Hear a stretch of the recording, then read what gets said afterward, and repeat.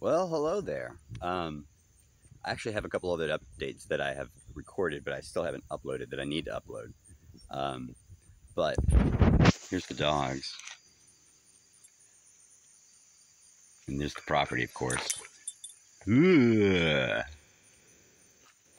the background.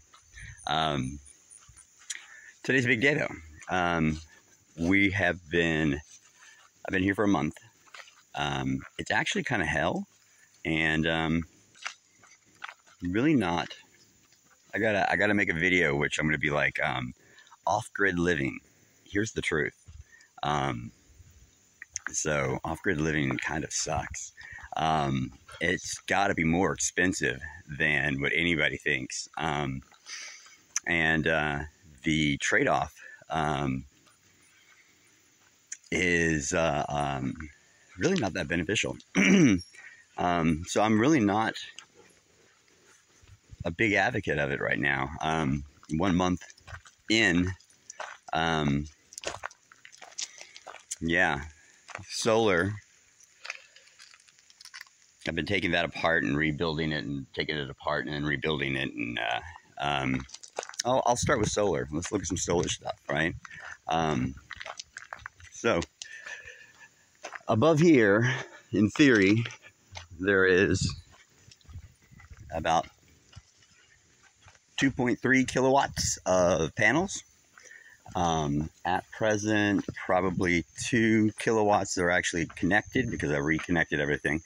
I had to build this structure here to kind of house my power options. I use AGM batteries, right? They suck, pretty much.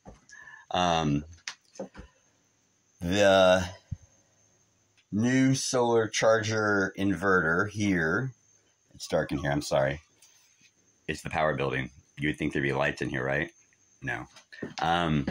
But originally went with these kind of solar charge controllers. The very typical ones that anybody buys, you know, online, okay? So there they are. This one, for instance, is for the 12-volt system. It shows that it's almost fully charged. This is part of the 24-volt system that I have. It shows that it's at half charge. Why do I have two systems? The 12-volt system was first, and it was easiest, and so that's what I put in. It was inept and prone to failure with nightly blackouts, even when no one was here. So it's been about a year of that crap. Well, maybe it's the wiring that he's using, you know, maybe that sucks. Well, I mean, I've got pretty substantial wire here. That's 3 gauge wire. That sucked.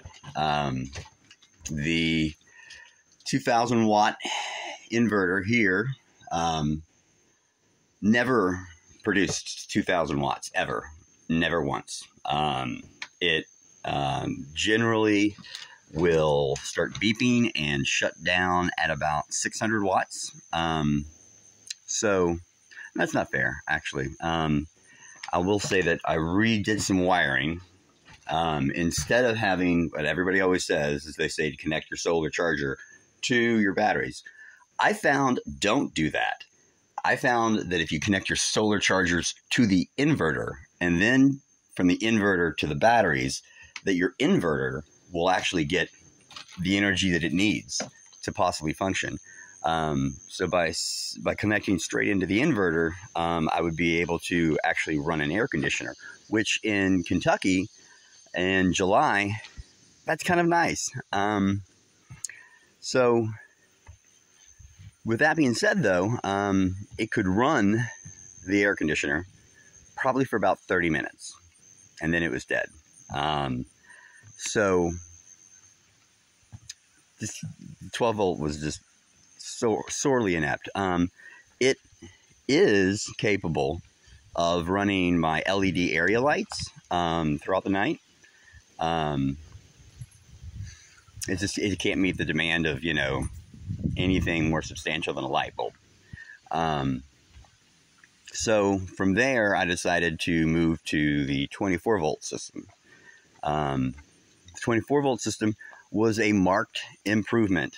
And I'm not sure if it was so much that it was a 24 volt system that was the marked improvement, or if the marked improvement was the combination of my solar charge controller and inverter in one box. That little box did revolutionize the solar here. And I don't know if you can tell or not, but those are all 100 amp hour batteries in series and parallel, connected with 3 gauge wire to that inverter. It is currently functioning. It functions. The problem that I've run into with this new system is simply generation. So let's check and see how much power are we currently generating. It's about 11 a.m. It's cloudy, and it's been raining, so I'm not going to expect that much, right? We're going to suspect some, though, right? So let's look at our panel here. This is what's coming in from the AC. PV is getting 24 volts. I'm getting 1 amp. 1 amp. 1. So wattage-wise, that would be amps times volts equals 24 watts is what I'm getting with this much light. 24 watts. That's not even a light bulb. That's horrible. Insane. Well, how many panels do we have hooked up? I mean, then maybe that's the issue. Well, let's see here. At this exact moment, these are hooked up, these 3. Each one of these panels is a 200 watt panel. So that's 600 watts worth of power expense right here. And then on top up here, 4 of those 5 are also hooked into it. So we're looking at 7 200 watt panels. That's $200 per panel. So we're looking at $1,400 in solar panels, okay? Are producing 1 watt. Or sorry, 1 amp. 1 amp. Pathetic. And they're going into a solar charge controller that's not far away from them, so it can't be this big voltage drop issue or whatever the heck someone wants to come up with. And it's true, there are 4 panels not connected currently, and then there's 2 over here that I still need to mount up there. So that would mean that I have another 6 that I could add to the 7. But if we go by the current reasoning, that means that if I go on and do all the work to hook up all these other panels, I'll have maybe 2 amps or 48 watts, which is getting closer to a light bulb. That's horrible. Insane. I'm going to go on and say to all these fucking people who post videos about solar, go fuck yourself. Jesus, that is horrible. I've been down here for a month now trying to live off of this crap, and this has been just not helpful at all. I've actually spent about $1,000 in the past month on gasoline for a generator. So trying to do off-grid living, okay, is very expensive, because you'll spend thousands, as I have, on solar stuff, and that doesn't actually do anything. I mean, I'll take it back. Sure, it does something. Not much. Anyway, there's my update for people, more of a rant. on solar and how well it works. I mean, sure, solar will work. I mean, still though, yesterday, okay, was not a cloud in the sky. It was heat stroke kind of weather, okay, and the panels were getting direct hit from the sun, and somehow I was still only able to, at most, pull in 20 amps. 20 amps times 24 volts. It's like, what, 500 watts maybe? So that was like just my air conditioner, which means that if I turned on my air conditioner, I wouldn't have lights at night. So, wow. So basically, I guess what I'm learning here from solar is that when you buy a panel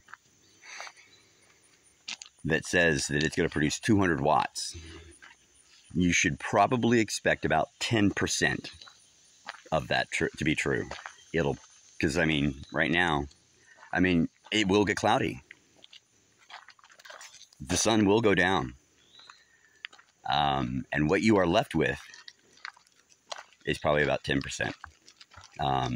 So I probably needed to be able to run this place. And when I say run this place, I mean, I have very low requirements, I think. I've metered it before, okay, in which without my air conditioner on, but all my area lights on at night, okay, and my security cameras on, I need about 250 watts to do everything. Now, during the day, obviously, you need to have an air conditioner probably, unless you want to do what I did, which was just simply, I came outside and I worked because, you know, it was better to sweat and work in the heat than to lay in a cabin, which was more like an oven, because it was hotter in there than it was out here. So it was like a forced labor camp, basically. But for you to have a comfortable off-grid experience, you'll need to probably have about 10 times what I have up there. And I mean, you know, that's expensive. If each one of those panels is $200, and I have like what? 7 plus 6 is 13. So I have 13.